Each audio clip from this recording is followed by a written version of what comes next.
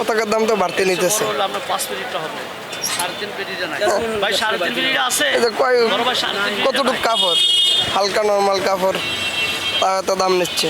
হয়তো আরো কম দাম হলে আরো বেশি নেওয়া যেত। এখন বর্তমানে মানে ইরানের একটা সাপোর্ট এটা বেশি মনে হচ্ছে। জার্সি চলতেছে, আমাদের পতাকাটা একদম স্লো হয়ে গেছে। আগে তো মোটামুটি আসলে আজকে একেবারে পুরোই বসে গেছে। আর্জেন্টিনা কি জিতার কারণে হচ্ছে নাকি হারা গেলে আরো বেশি, এটা আল্লাহ জানে ভালো। আর্জেন্টিনা পতাকা তো চলতেছে না, সকালে তো মনে তো 3টাও বেশি নেই। জিতছে, চলে না, নিচ্ছে না তো, পাবলিকে ধরছে না। প্রতিটা সাথে ছিল, এবারকে তেমন একটা দেখা যাচ্ছে না, হয়তো দেখা যাবে কিনা আল্লাহ জানে ভালো। আর দর্শকও মানে বিভিন্ন ইরানের প্রতি আক্রোশ, মুসলমান কান্ট্রি হিসাবে সবাই ইরানকে বেশিরভাগ সমর্থন করতেছে। আর ইরানের পতাকাটা চলছেও ভালো, মানও ভালো। আমার পছন্দের দল হলো ইরান। আমি মুসলমান হিসাবে, মুসলমান জাতি হিসাবে আমি ইরানকে ভালোবাসি। হারক বা জিতক সব আল্লাহর হাতে।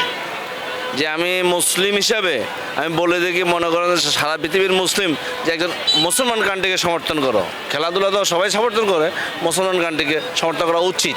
আমরা অন্যান্য বছরও মনে করেন যেরকম দেখছি, তার সেই বছর এই যুদ্ধ গেল না, যুদ্ধ হওয়ার পরের থেকে মনে করেন যে চাহিদা একটু বেশি।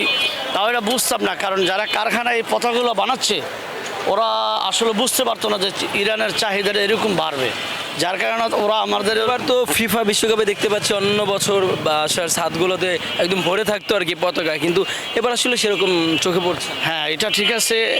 আপনার এবছর মানুষ পতাকার চেয়ে জার্সির উপরে ঝুঁকি বেশি। অন্যান্য বছর যেরকম প্রত্যেকটা বিল্ডিংয়ে অনেকগুলো জার্সি দেখতাম, ওরকম না, কিন্তু এবছর জার্সি বিক্রি হচ্ছে বেশি, পতাকা অত না। কিন্তু আসলে অ্যাকচুয়ালি আগে তো ঢাকা শহরে এত বাড়িঘরও ছিল না, যার কারণে সুন্দর দেখা যেত। এখন জার্সি যে মানুষ যে উড়ায় ওরকম সুন্দর লাগে না।